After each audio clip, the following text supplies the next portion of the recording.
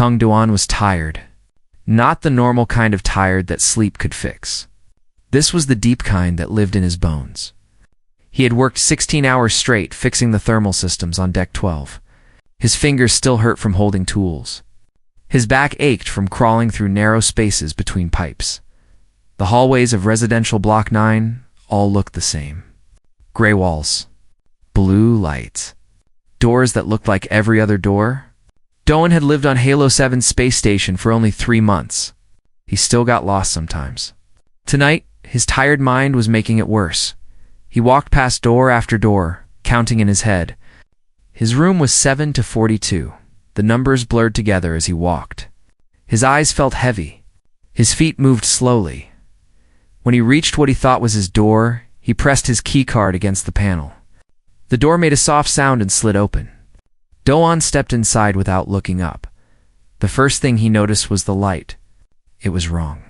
His room had white lights. This room was filled with soft purple. The color was gentle, like the last moments of sunset on Earth. Doan had not seen a real sunset in 3 years. He looked up and froze. The room was not his room. A woman sat by the large window that showed the stars outside, but she was not a human woman. Her skin was the color of silver mixed with blue, like moonlight on water. Her hair was long and white, falling down her back like a river of snow. She did not turn around when he entered. She just sat there looking at the stars. Doan knew what she was. A lunary. He had heard stories about them since he arrived on the station. The other workers talked about them in quiet voices. The lunary could read minds, they said. They could feel your emotions like you feel rain on your skin. They were cold. They were strange. They kept to themselves. Most people on the station avoided them. Doan stood in the doorway like a fool. His heart beat fast. His tired brain tried to find words. "I am sorry," he said. His voice came out rough and dry. "Wrong room. I will leave." He waited for her to say something angry. He waited for her to turn around and look at him with those famous dark eyes that could see into your soul. He waited for her to tell him to get out. She did none of these things. "You may stay," she said. Her voice was soft. It sounded like wind moving through empty halls. "If you wish." Doan did not move. He did not understand. Why would she want a stranger to stay? Why would she want a human to stay? Everyone said the Lunari wanted to be alone, but there was something in her voice. Something he recognized. He heard it sometimes in his own voice, when he talked to himself in his empty room at night. It was the sound of someone who had been alone for too long. Against all logic, against everything his tired brain told him, Doan stepped further into the room. He did not walk toward her. That felt like too much. Instead, he sat down on the floor near the door, his back against the wall. The woman still did not turn around. They sat in silence. Outside the window, stars moved slowly past as the station turned. Doan could see distant nebulas, clouds of color floating in the black. He could see the tiny lights of ships moving between the stars. He thought about saying something. He thought about introducing himself.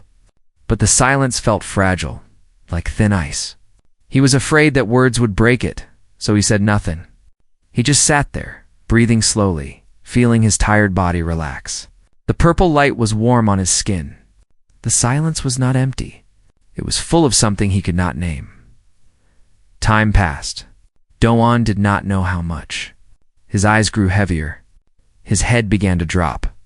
He tried to stay awake, but his body had other plans. 3 months of hard work and lonely nights had finally caught up with him. He fell asleep sitting against the wall of a stranger's room. When Doan woke up, his neck hurt. The room was darker now. The purple light had faded to a soft blue. He blinked and looked around. The woman was gone. For a moment, he wondered if he had dreamed the whole thing. Maybe he had walked into an empty room and imagined her. Maybe his tired mind had created her from loneliness and purple light. Then he saw it. Something sat on the floor next to him. It was small, no bigger than his thumb. A crystal that glowed with soft inner light. The color shifted slowly between blue and purple, like a tiny piece of captured sunset. Du-hun picked it up carefully. It was warm in his hand. It felt alive somehow, like it had a heartbeat of its own. He did not know what it meant. He did not know why she had left it for him, but he knew it was important. He knew it was a gift. He stood up slowly, his body complaining about sleeping on the floor. He looked around the room one more time. Her things were simple. A few books on a shelf, a strange plant with silver leaves, no pictures, no decorations that showed personality or history. It was the room of someone who was just passing through, or someone who had stopped trying to make a place feel like home. Do-won walked to the door. Before he left, he turned back and looked at the empty chair by the window. The stars still moved past outside, endless and cold.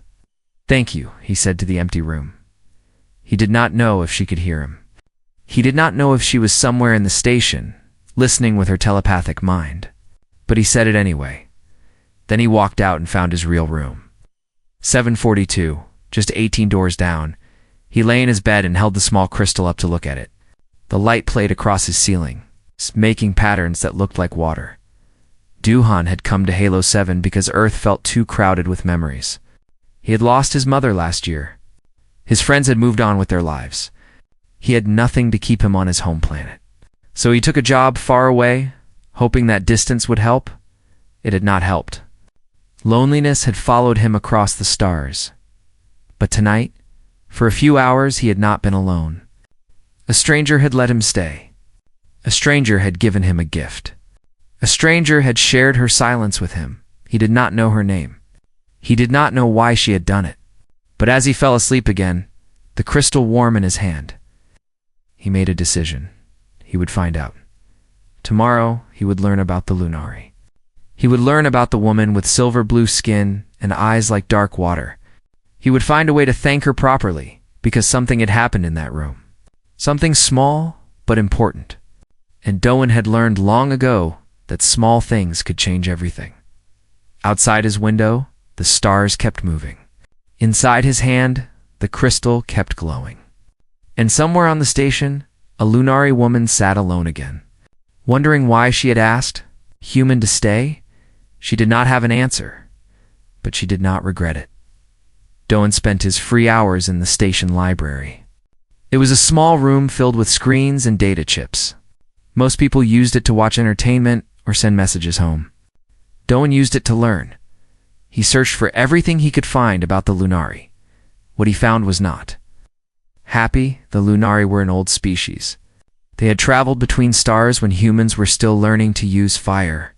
Their civilization had seen empires rise and fall.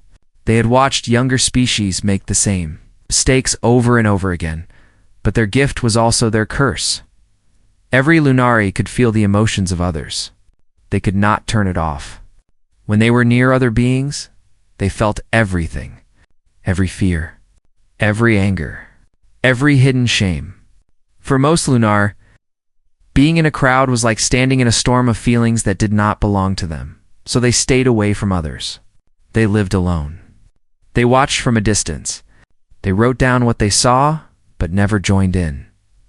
The other species on Halo 7 avoided them too. Not because the Lunar were dangerous, but because people did not like the idea of someone knowing their secrets. They did not like being seen so clearly. Do-won read that only one Lunar lived on Halo 7. She had been here for 3 years. She was a historian, collecting information about the cultures that passed through the station. She talked to few people. She stayed in her room most of the time. No one knew her name. No one had tried to learn it. Du-hun closed the screen and sat in the quiet library. He thought about the woman by the window. 3 years alone on a station full of people who feared her. 3 years of silence and starlight. No wonder she had sounded so tired. The next day, Do-won did something strange. He took a piece of paper from the engineering office. Real paper was rare in space. Most people used screens for everything. But Do-won had learned something from his grandmother long ago. He folded the paper carefully. His big fingers moved slowly, remembering patterns from his childhood. He made a crane, a bird with spread wings ready to fly. When his shift ended, he walked to residential block 9. He found door 7 to 24 and placed the paper crane outside it. Then he walked away without waiting. The next night, he left a music chip. He had filled it with old songs from Earth, songs his mother used to sing, songs about mountains and rivers, the moon. The night after that, he left a note. He did not know what to write. He thought for a long time. Finally, he wrote just one line. The stars looked peaceful that night. He left it outside her door and went back to his room. He did not expect anything in return. He just wanted her to know that someone remembered. Someone had noticed her. 1 week passed. Then 2, Do-on kept working. He fixed broken machines. He crawled through tight spaces. He talked with the other engineers about boring things like power levels and air recyclers. But every night, his mind went back to that room, that purple light, that voice like wind. Then, on the 15th night, his door made a sound. Someone was outside. Do-on opened the door and felt his breath stop. She stood in the hallway. The Lunari woman. Her silver-blue skin seemed to glow softly in the station lights. Her dark eyes were large and deep, like looking into space itself. In her hands, she held the paper crane. "Your people fold prayers into paper," she said. It was not a question. Do-on needed a moment to find his voice. Sometimes we just fold to keep our hands busy. She looked at the crane, turning it slowly in her long fingers. "This is very old. The art of paper folding. Older than your space travel. Yes. My grandmother taught me." She looked up at him. Those eyes held thousands of years of memory. But they also held something else. Something like curiosity. Something like hope. "I felt no fear from you," she said. "That night when you entered my room. Why were you not afraid?" Do-on thought about the question. He wanted to give an honest answer. "I think I was too tired to be afraid," he said. "And you looked like someone who needed company more than I needed to run." Something changed in her face. It was small, tiny. A human might not have noticed it. But the corners of her lips moved up just a little. Not quite a smile, but close. "May I come in?" she asked. Do-on stepped aside. "Please." She walked into his room. It was small and messy. Tools lay on his desk. Clothes hung over a chair. Empty food containers sat by the recycler. He felt embarrassed suddenly. His room looked like a disaster compared to her clean, simple space. But she did not seem to mind. She looked around with those dark eyes, taking in every detail, learning him through his things. "You work with machines," she said. Double quotes. "Yes. I fix them when they break. Useful work." She sat down in his only chair. Her movements were graceful, like water flowing. "Your ships would fall apart without people like you." Do-on did not know what to do. He had not expected this. He had not expected her to come to him. He stood in the middle of his own room like a guest. "I could make tea," he said. "I have tea. From Earth, it is nothing special, but I would like that." He moved to a small kitchen area. His hand shook a little as he heated water. He was making tea for an alien. An alien who could read his emotions? She probably knew he was nervous. She probably knew everything he was feeling, but she said nothing about it. She just waited quietly. When the tea was ready, he brought her a cup. Their fingers almost touched when she took it. Almost she pulled back quickly, and he wondered if he had done something wrong. "Lunari do not touch," she said, as if answering a question he had not asked. "Physical contact is difficult for us. We feel too much. I understand." He sat on the floor near the chair, giving her space. "I will be careful." She looked down at him. Something in her eyes softened. "You are strange," she said. "For a human?" Do-on laughed. "I have been told that before." They sat together and drank tea.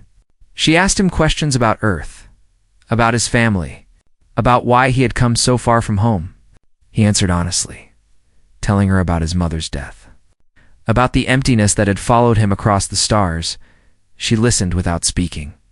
But he could feel that she was really listening, not just waiting for her turn to talk.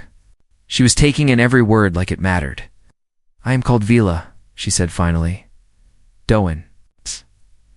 He smiled. Kung Doan. Doan. She said his name carefully, like she was tasting it. It is a good name. Vela is beautiful. She looked at him for a long moment. Then she stood up. I should go. It is late. Will you come back? The words left his mouth before he could stop them. Vela paused at the door. She did not turn around. But he heard her voice, soft and strange and full of something he could not name. Yes, I think I will. Then she was gone. The door closed behind her. Du-hun sat alone in his room, holding his cup of tea. It had gone cold. He did not care. He felt warm inside anyway. Something had begun. Something small and careful and new. He did not know where it would lead. But for the first time in a long time, he was not afraid of tomorrow. He had made a friend in the stars. Vela came back the next night. And the night after that? And the night after that? Their meetings became a pattern. Doan would finish his work, clean his room a little, and wait. Sometimes she came early. Sometimes she came late. But she always came. She told him she was studying humans for her research. She was writing about the different species on Halo 7. Humans were new to space, she said. Barely 100 years among the stars. The Lunari archives wanted to understand them better. Doan did not mind being studied. He answered her questions as best he could. But the questions she asked were not what he expected. Why do humans touch so much? She asked one night. They sat in his room, the stars moving past his window. I watch them in the common areas. They put hands on shoulders. They embrace. They stand close, even when there is room to stand far. Why? Doan thought about it. Touch makes us feel connected. When I was sad as a child, my mother would hold me. The sadness did not go away, but I felt less alone in it. Vela tilted her head. You share pain through touch. You share everything through touch. Pain, joy, love. Paused. Is that why Lunari do not touch? Because you feel too much? Yes. Her voice was quiet. When we touch another being, their emotions flood into us. Every feeling they have ever hidden. Every pain they carry. It is overwhelming. That sounds hard. We are used to it. We learn to keep distance. But even as she said it, Doan saw something in her eyes. A sadness she was trying to hide. 3 years on this station without touching anyone. A lifetime before that with walls around her heart. Another night, she asked about laughter. Your species laughs at strange times, she said. I have seen humans laugh when they are hurt. Laugh when they fail. Laugh at funerals. I do not understand. Doan smiled. Laughter is complicated for us. Sometimes we laugh because something is funny. But sometimes we laugh because if we do not laugh, we will cry. It is a way of surviving hard things. He told her about his grandmother's funeral. It was on Earth before he left. The whole family gathered at the house. Everyone was crying at first. But then his uncle started telling stories about grandmother. Silly stories. Embarrassing stories. Stories about the trouble she caused when she was young. Soon everyone was laughing through their tears. They ate rice cakes and shared memories and held each other. The grief was still there. But it was mixed with love and joy and something that felt like celebration. We celebrated her life, Doan said, even while we mourned her death. Humans do that. We carry grief and joy in the same hands. Vela was quiet for a long time. Lunari mourn alone, she said finally. We do not speak of the dead. We simply remember them in silence. Does that help? Being alone with it? It is how we have always done it. That is not what I asked. She looked at him. Those dark eyes held depths he could not reach. No, she admitted. It does not help. The nights grew longer. Their conversations grew deeper. Doan found himself telling her things he had never told anyone. About his fears. About his loneliness. About the way he sometimes stood by his window at night and wondered if anyone in the universe cared that he existed, and Vela listened. She always listened. One night she asked about singing. I hear you sometimes, she said. Through the walls. When you think no one is listening, you make sounds with your voice. Music without instruments. Doan felt his face grow warm. He had not known she could hear him. That is called humming, or singing. Humans do it without thinking sometimes. Why? He laughed softly. I do not know. It makes us feel better. It fills the silence. My mother used to sing while she cooked. My grandmother sang while she worked in her garden. I hum when I am fixing things. It is just something we do. Sing something now. What? I want to hear. Doan felt embarrassed. But something in her eyes made him want to try. He closed his eyes and thought of his mother. Her voice came back to him across the years. He sang an old song. Simple words about a river and the moon and waiting for someone to come home. His voice was rough and untrained. He was no professional singer, but he sang it with his whole heart. When he finished, he opened his eyes. Vila was staring at him. Something had changed in her face. Her eyes seemed brighter, wetter. But that was beautiful, she whispered. It is just a folk song. Nothing special. No, she shook her head. It was special. I could feel what you felt while you sang. The love, the memory, the missing. She paused. Humans carry so much inside them. So much feeling. How do you survive it? Doan smiled sadly. Sometimes we do not. Sometimes it breaks us. But we keep going anyway. We find reasons to continue. Small things. Beautiful things. He looked at her. People who listen when we sing. They sat in silence. The stars moved past the window. The station hummed with the sounds of distant machines. Slowly, carefully, Doan extended his hand. He held it in the space between them. Palm up, open, not demanding anything. Just offering. Vela looked at his hand. He could see her struggle, for fear, her longing. For a long moment nothing happened. Then she reached toward him. Her fingers stopped an inch from his. So close, he could feel the warmth of her skin. So close that it was almost touch, but she could not close that final distance. I am sorry, she said. Her voice broke slightly. I am not ready. Dohan lowered his hand gently. That is okay. I will be here whenever you are. She looked at him with those vast, ancient eyes. You will not give up on me? Never. She stood and walked to the door. But before she left, she turned back. Doan. Yes. Thank you. For not running. For staying. She paused. For singing. And she was gone. Doan sat alone with his extended hand and his full heart. She had not taken his hand. Not yet. But she had wanted to. He had seen it in her eyes. That was enough for now. He thought about what she had asked. How did humans survive carrying so much feeling? He did not have a perfect answer. But he knew part of it. They survived because they did not carry it alone. They found others who would help them hold it. They shared the weight.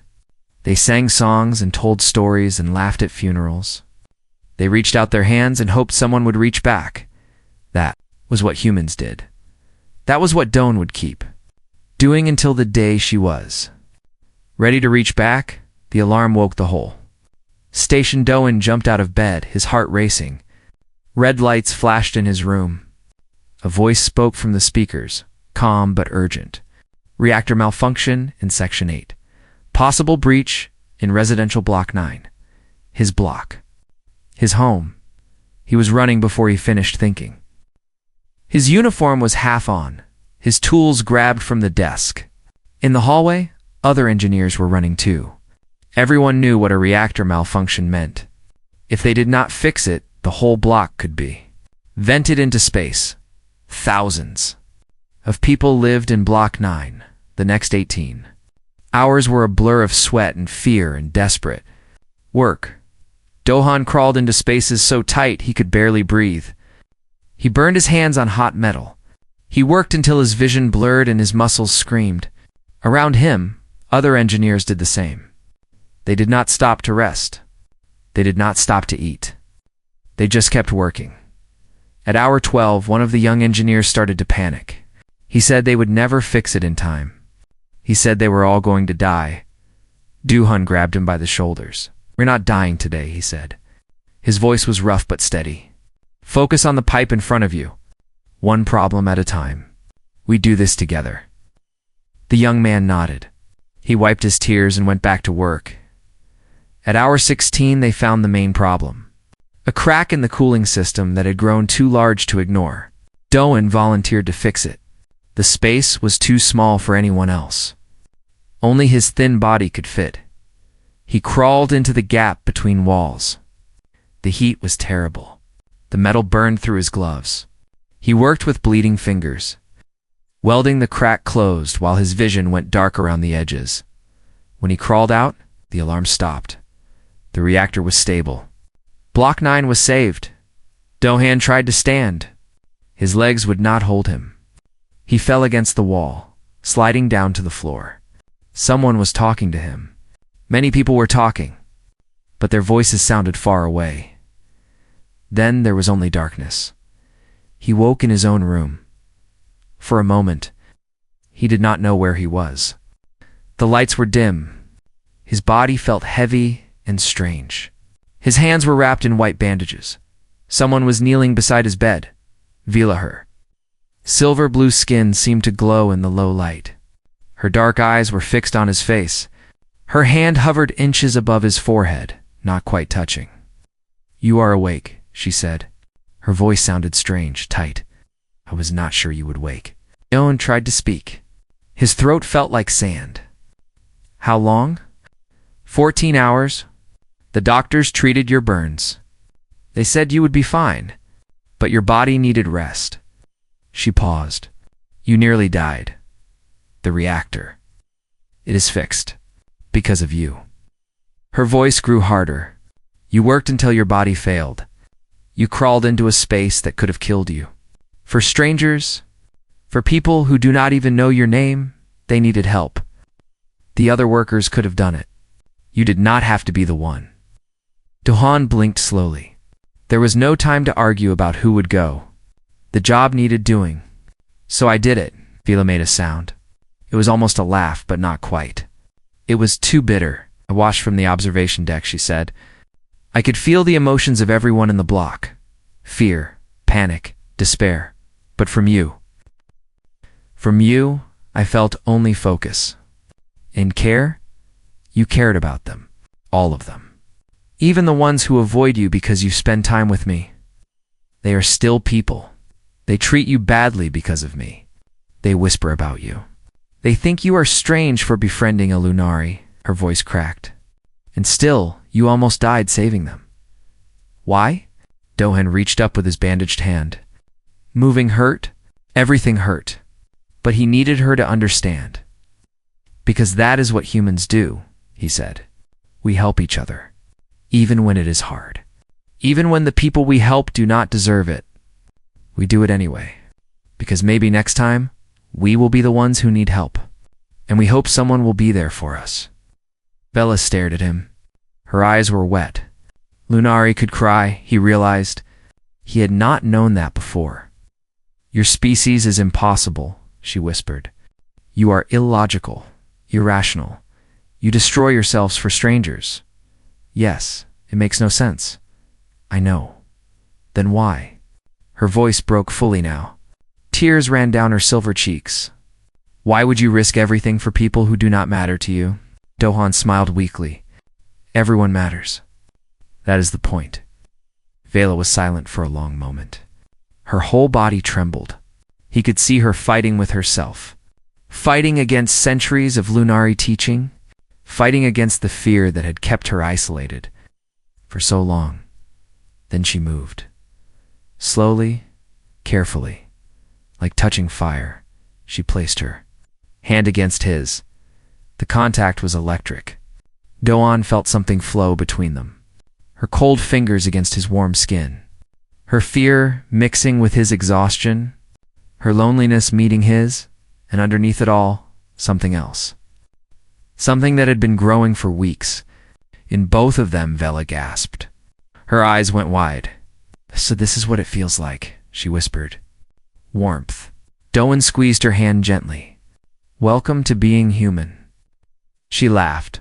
Ashley laughed. It was a strange sound, rusty and unpracticed. But it was real. I am not human. But maybe you do not have to be alone like a Lunari anymore. I stayed like that for a long time. Hands touching. Emotions flowing between them. Doan could feel what she felt. The wonder. The terror. The joy of finally connecting after so long. He could also feel her love. It was different from human love. Older, deeper, more complicated. But it was love all the same. He did not know when it had started. He did not know how it had grown. But it was there, filling the space between them like starlight. I do not know how to do this, Vela admitted. I have never let anyone in before. Neither have I not really. We will make mistakes. Probably many of them. Your species lives such short lives. 80 years. Maybe 100. Then we should not waste time. She looked at him. Tears still wet on her cheeks. Stars reflected in her dark eyes. You are impossible, she said again. But this time, it sounded like a prayer. She lay her head on the bed beside him, her hand still holding his. Her white hair spread across the blanket like snow. Rest now, she said. I will be here when you wake. Doan closed his eyes. His body still ached. His hands still burned. But he felt lighter than he had in years. He was not alone anymore. Neither was she. Outside the window, the stars kept turning. The station hummed with the sounds of life continuing. And in a small room in Block 9, a human and a Lunari held hands for the first time. It was the beginning of everything. Months passed on Halo 7. The station continued its slow spin through the stars. Ships came and went. Species of all kinds passed through, trading and talking and living their small lives. The reactor worked perfectly now. Thanks to the repairs that had nearly killed Doan, things had changed. Doan still worked in engineering. His hands had healed, though faint scars remained. The other workers treated him differently now. They remembered how he had saved them. They nodded when they passed him in the hallways. Some even smiled. A few had apologized for the way they treated him before, for the whispers, for avoiding him because of his friendship with the Lunari woman. Doan accepted their apologies without anger. People were afraid of what they did not understand. He knew that. He forgave them, but the biggest change was Vela. She no longer spent all her time alone in her room. She walked the station with Doan sometimes, her silver blue skin drawing stares that she learned to ignore. She sat in the common areas and observed the other species. She asked questions. She listened to stories. Some people still avoided her, but others were curious. They had seen her holding the human's hand. They had heard that she stayed by his side while he recovered. Perhaps they thought the Lunari were not as cold as everyone believed. One day, Bela finished her report. She'd been working on it for months. It was meant for the Lunari archives, a complete study of human culture based on her observations. She asked Doan to read it before she sent it. He sat in her room, the same room he had stumbled into that first night. The purple light was softer now. She had added things to the space. A paper crane sat on her shelf. A music player held the songs he had given her. A small plant from Earth's gardens grew in a pot by the window. It looked like home now, like someone who was staying. Do Hun read her report carefully? It was called On the Improbable Resilience of Humanity, a Study in Contradiction. He read about how humans were chaos wrapped in kindness, how they built homes in the spaces between heartbeats, how they loved without logic and grieved without shame. He read her observations about human touch, how they reached for each other constantly, sharing strength through contact. He read about human laughter, that strange sound that could mean joy or pain or both at once. He read about human music, the way they sang even when no one was listening. But the part that made his throat tight was near the end. She wrote about how humans entered wrong rooms and chose to stay, how they left paper cranes for strangers, how they crawled into burning spaces to save people who had been unkind to them, How they extended their hands and waited patiently for someone to reach back, are the only species in the known galaxy who will enter the wrong room and stay because someone looked lonely, she wrote. This is not weakness. This is their greatest strength. Doan put down the report. His eyes were wet. This is beautiful, he said. Vila sat across from him, watching his reaction. It is simply the truth. Will your people understand it? Probably not. She looked out the window at the stars. The Lunari have watched civilizations for thousands of years. We observe, record, we never get involved. This report tells them that perhaps we have been wrong. Perhaps distance is not wisdom. Perhaps connection is not weakness. They will not like hearing that. No, they will archive my report and forget it. She paused. But I had to write it anyway. The truth deserves to be spoken, even if no one listens. Doan smiled.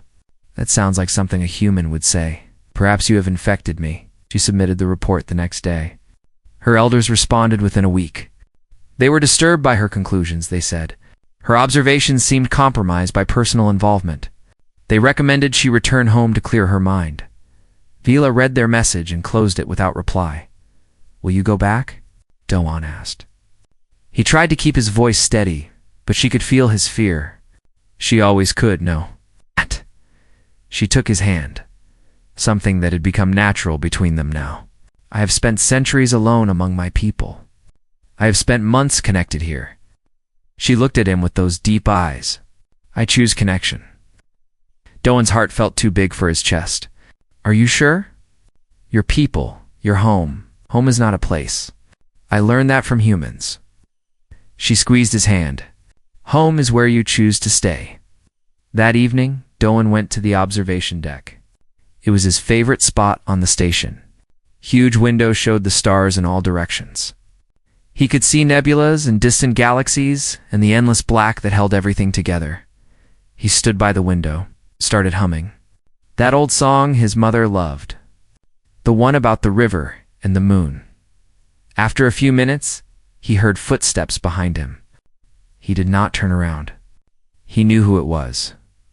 Vela came to stand beside him, close.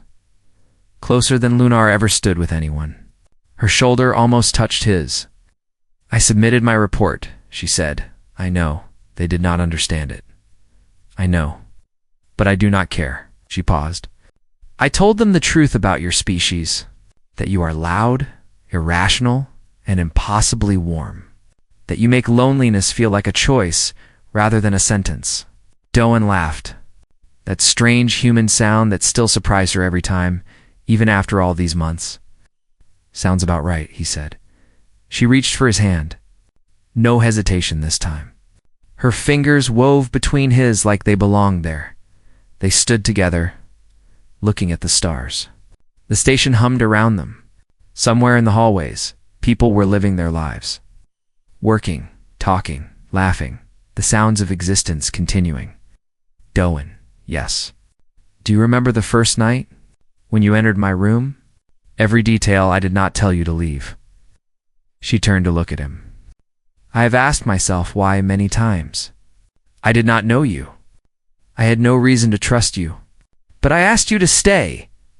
Why did you? She was quiet for a moment. Because I felt something from you.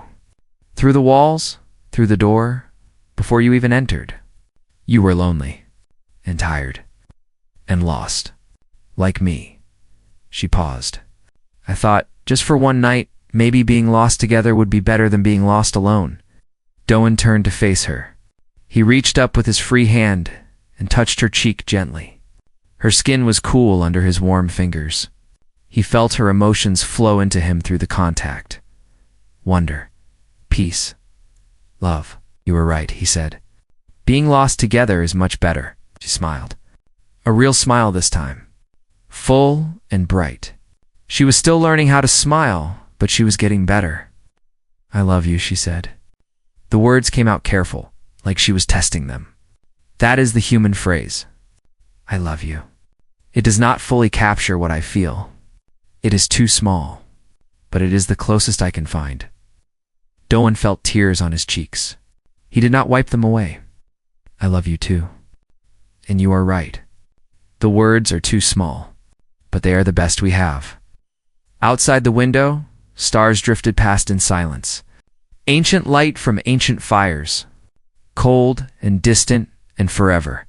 But inside the observation deck, there was warmth. There was humming.